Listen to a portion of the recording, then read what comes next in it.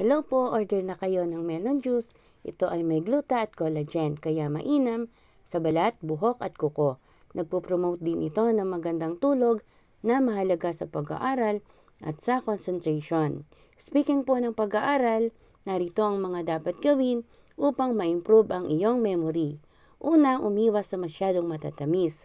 Ayon sa pag-aaral, mas mahina daw po ang memorya ng taong mahilig sa matamis kesa sa hindi.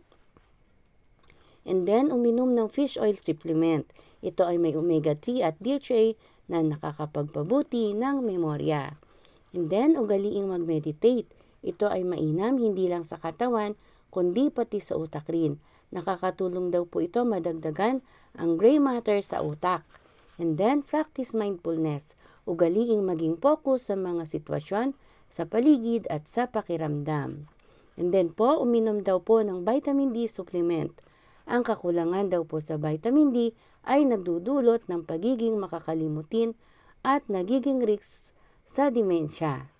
Ayan, ilan lamang po yan sa mga dapat gawin upang ma-improve ang memory mo o ng iyong anak.